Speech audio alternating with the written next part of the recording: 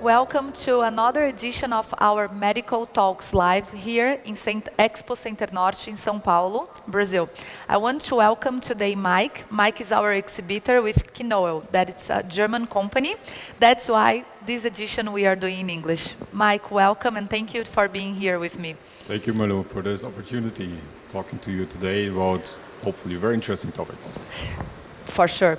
We are talking, of course, about the healthcare market in Brazil and how the products, they enter and they go. And this is a question that everybody, when I'm traveling, they ask about Brazil, about the certifications. And so I think we can clear a little bit of their doubts here today. First, I want you to introduce Knoell to them so they know what exactly, where you're coming from and what you do here in Brazil and in the world. Yeah, for sure. Knoell is a German-based company. Now, since more than 20 years, we are acting in the global market, and we have a lot of subsidiaries all over the world. Latin America is pretty new in our portfolio, but since more than 2 years now, we have a subsidiary in Brazil to serve our customers in Latin America because it's a very different market, and that's the reason why we decided to open a subsidiary here to serve the needs of our customers in Latin America. We are consulting company. We are helping in the regulatory field, regulate all types of products, especially medical devices, in vitro diagnostics, but we have a really large portfolio. For example, agrotoxicals, cosmetics, sanitizers, all types of industrial chemicals, this is our portfolio. And this is why the customers usually coming to us, because we are independent of their product. They can come to us and we know usually how to regulate these products. Do you have the feeling that you have more companies, apart from the pandemic period, but in the normal times, last 2 years, you have more interested of foreign companies coming to Brazil? Yes, definitely, because we will talk about it a bit later more in detail, but the main impression is that many companies started to enter the Brazilian market, but they figured out it's very complex, very different than the markets they know already. And that's the reason why they're coming to consultants like us. And we are supporting them to understand the needs of the market better. And the loss. Yes. Which are the challenges for a foreign company to come to Brazil and start to sell their products? Which are the ones that you think it's more important and relevant to think about it? Yes. I would say one of the biggest challenges in the beginning is that they don't understand that Brazil, if you want to enter it, is a language issue. Yeah? Because it's many companies or many potential partners, they don't understand English, unfortunately. Yeah? You find them, but it's very rare, not so common as, for example, in Europe or the United States, for sure. That's one barrier. The other one is usually they want to test the market because they don't have the opportunity to open a company or have any connections with the market. So that's the second challenge would be find a sales partner in the market. And together with the language issue, that is usually a huge barrier for them to say, of course, I can certify the product, but I don't know how to sell it. And that's the reason why we also acting in this field to find distributors, for example, for these companies in the first place, and then we are helping them to regulate their products in the market. And then that's usually the package that is interesting for the companies. This is something I always tell my clients when I'm bringing them from Brazil abroad, because sometimes, the entrepreneur, the owner of the company, they want to go outside. They want to export, but they don't speak English. Yes. So I say, how can you trust someone that you don't understand the language? And this, it seems small, but it's not. Yes. This is something that is very sensitive. And do you think that Brazilians, they have the same problems when they go outside as well, talking about Brazilian companies that want to export to other countries? Yes.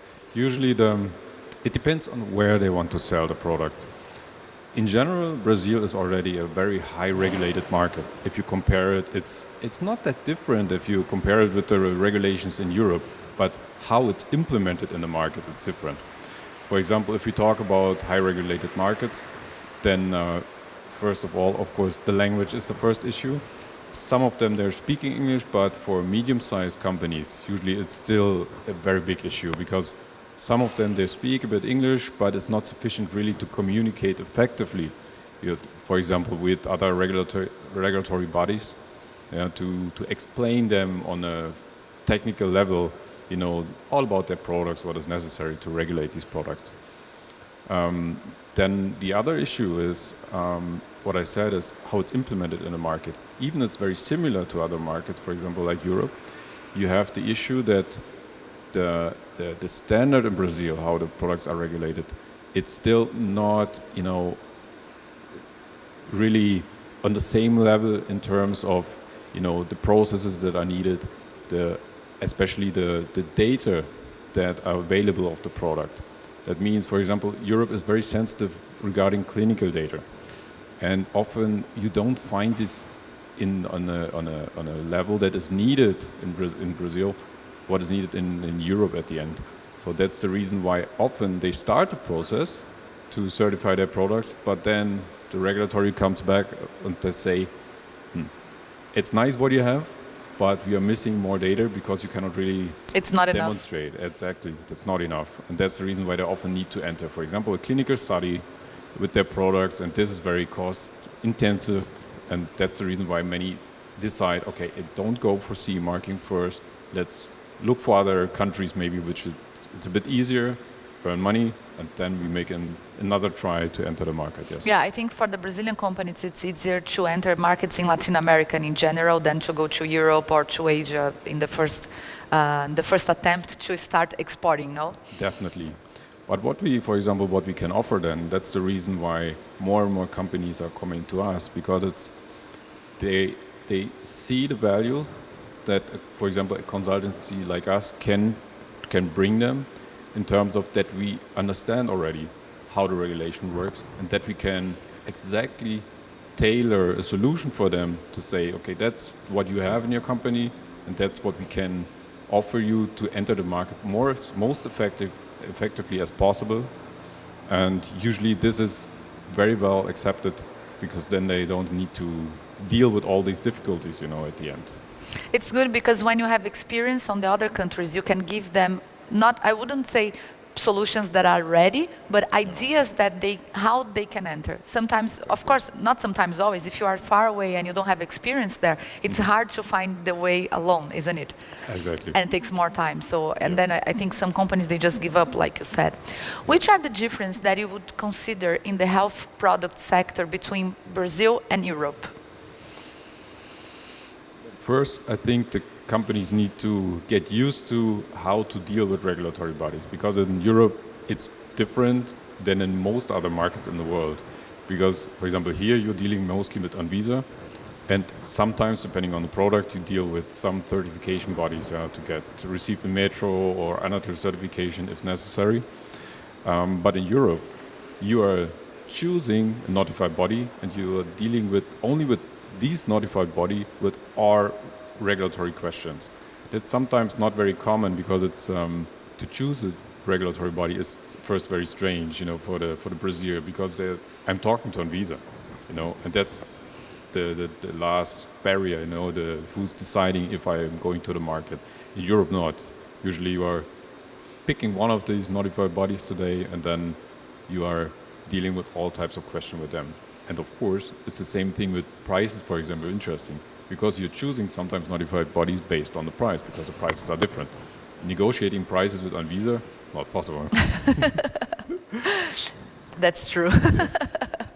So that's a huge difference. Yes. And how does Knoell help companies in the healthcare business with innovations? How this works? Yeah. Usually, who's choosing a consultancy? Usually it's a company who needs help, of course, obviously, and don't understand exactly what is needed, especially in the case if it's a new product. For example, in these days during pandemic times, we are not dealing only with products related to, let's say, to safety issues for the pandemic, but you're seeing a lot of innovations of new products entering the market. And usually this is often the issue that neither the company nor the regulatory bodies have experience with these new products. And that's the reason why we help on one side, the companies to understand what is necessary from the regulatory perspective, but also we are dealing with the regulatory agencies because they are experts. They don't have experience practically with these products. And often we sit together and define together solutions how to regulate these, and especially defining standards together for the future that these types of products are safe on the market. Yes. This is usually what we are in the middle of both of them. And we did this a lot of times that we defined new standards. We are, for example, in various committees all over the world for ISO, for example, in defining standards. And this is where we contribute with our knowledge to define standards. And this is something what we can explain to our customers. And for them, it's very convenient at the end because they can rely on that what we are doing because we know exactly which are the regulation, what is needed. And that's the reason why we are very effective with implementing and regulating or helping to regulate the products.